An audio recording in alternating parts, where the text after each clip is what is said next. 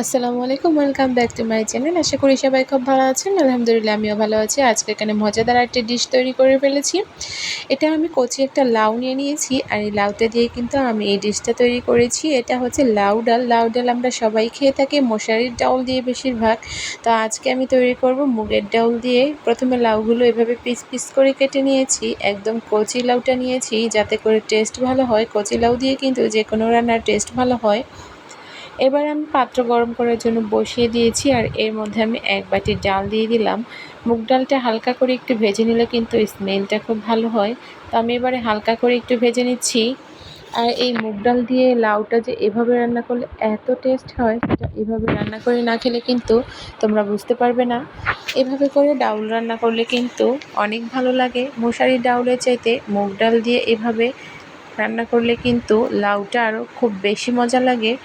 মশারির ডাউল অনেকেই খেতে পারে না, এতে প্রচুর পরিমাণে অ্যালার্জি ইনফেকশন থাকে। তাছাড়াও যাদের উচ্চ রক্তচাপ মাত্রা আছে তাদের জন্য কিন্তু হাই প্রেশারের রোগীদের জন্য কিন্তু মশারির ডাউলটা খুব একটা সেফ নয়। তো তাই মুগের ডাল দিয়ে কিন্তু এই লাউ ডাল রান্নাটা একদম অসাধারণ, খুবই মজাদার।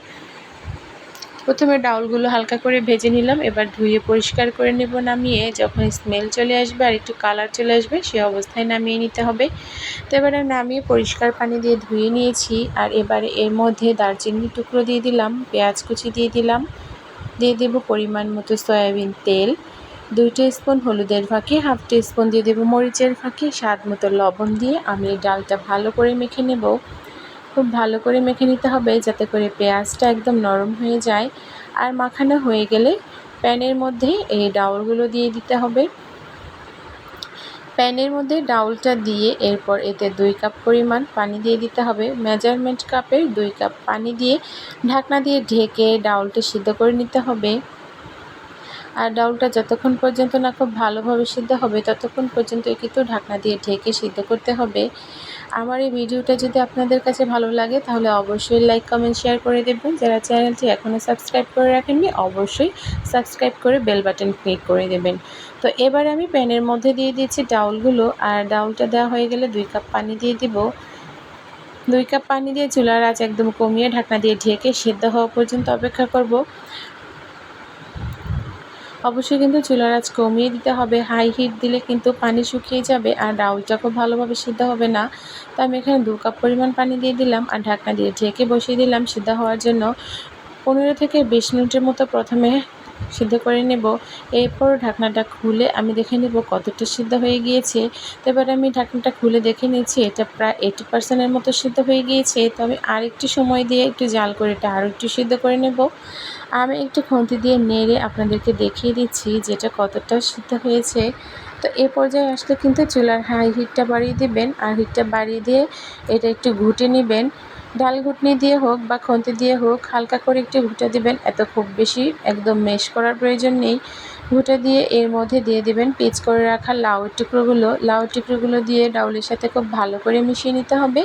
একদম একটু কষানো কষানো ভাব চলে আসলে তারপর এর মধ্যে পরিমিত পরিমাণে পানি দিয়ে দিবেন। যে যতটুকু পাতলা ডাউল খেতে পছন্দ করেন তো পাতলা ডাউলের পরিমাণে পানি দিয়ে দিবেন। আর যারা একটু মাখা মাখা লাউ ডাল খেতে পছন্দ করেন তারা কিন্তু এই অবস্থায় আরও পানি অ্যাড না করলেই পারেন, বা সামান্য একটু 1/2 কাপ পরিমাণ পানি দিয়ে দিবেন লাউটা যাতে ভালো করে সিদ্ধ হয়ে যায়। এবার ঢাকনা দিয়ে ঢেকে 10 মিনিটের মতো রান্না করে নিলাম। 10 মিনিট পর ঢাকনাটা খুলে আমি আবার একটু নাড়াচাড়া করে দেব। আর এখানে দিয়ে দেবো 2টো কাঁচামরিচ মাঝখান দিয়ে ভেঙে দিয়ে দিয়েছি, আর একটু নাড়াচাড়া করে মিলিয়ে দিয়ে আবারও ঢাকনা দিয়ে ঢেকে রান্না করব 10 মিনিটের মতো। লাউ ডাল রান্না করতে কিন্তু খুব বেশি সময় লাগে না। ডালটা যদি ভালো করে সিদ্ধ হয়ে যায় লাউটা দেওয়ার পর 15-20 মিনিটের মধ্যেই রান্নাটা কমপ্লিট হয়ে যায়। এবারে আমি ঢাকনা দিয়ে ঢেকে লাউটি সিদ্ধ হওয়া পর্যন্ত অপেক্ষা করব। এবারে কিন্তু আমার ডাউল আর লাউ একদম ভালোভাবে সিদ্ধ হয়ে গিয়েছে। তো এবারে আমি এটা ফোড়ন দিয়ে নিব। অবশ্যই ফোড়ন দিতে হবে, তা না হলে কিন্তু টেস্ট ভালো হবে না। দেখতে পাচ্ছেন লাউটা কিন্তু একদম ভালোভাবে সিদ্ধ হয়ে গিয়েছে। আরও বেশি সিদ্ধ করতে গেলে কিন্তু লাউটা একদমই গলে যাবে। তো আমি একটা পাত্রে দিয়ে দিলাম প্রথমে তেল। আমি এখানে মোটামুটি অনেকটা পরিমাণে তেল দিয়ে দিয়েছি। তো এবার এর মধ্যে ফোড়ন দিয়ে দেবো শুকনো মরিচ আর তেজপাতার, আর দিয়ে দেবো বাটা পেঁয়াজ রসুন। থেতো করা পেঁয়াজ রসুন দিলেও চলবে, বাটা দিলেও চলবে, তবে বাটাটা দিলেই ভালো হয় বেশি থেতো করার চাইতে। এবার আমি এগুলো একটু ভাজা করে নেব আর এরপর বাটা পেঁয়াজ রসুন দিয়ে দিব আর পেঁয়াজ রসুনটা ব্রাউন কালার করে ভেজে নেব। ডাউলের মধ্যে এইভাবে ফোড়ন দিয়ে ডাউল রান্না করলে কিন্তু স্মেলটা খুবই ভালো আসে আর টেস্টটাও অনেক গুণ বেড়ে যায়। আপনারা যারা কালো জিরা পছন্দ করেন এখানে চাইলে কিছুটা কালো জিরা অ্যাড করতে পারেন, তাহলে কিন্তু স্মেলটা আরও বেশি ভালো হবে। এবারে এর মধ্যে ডাউলটা দিয়ে দিলাম, মানে লাউ ডাল। এই লাউ ডালের স্মেলটা এখন এত ভালো হয়েছে যে না খেলে বুঝতেই পারবেন না। এবার এর মধ্যে ধনেপাতা কুচি ছড়িয়ে দিয়ে পরিবেশন করে নেব। এটা কিন্তু খুবই টেস্টি আর হেলদি একটা খাবার। গ্রাম এলাকায় বা শহর এলাকায় যেখানেই বলেন না কেন লাউ ডাল পছন্দ করে না এমন মানুষ খুবই কম আছে। তো আপনারা কিন্তু এভাবে করে বাড়িতে লাউ ডালটা তৈরি করতে পারেন। এটা কিন্তু রুটি দিয়েও খাওয়া যায়, খুবই ভালো লাগে ভাতের সাথে, রুটির সাথে খেতে একদম মজাদার একটি রেসিপি। তো এভাবে করে আপনারা ট্রাই করবেন। আর ভালো থাকবেন, সুস্থ থাকবেন। আজকের মতো এখানেই বিদায় নিচ্ছি। আল্লাহ হাফেজ।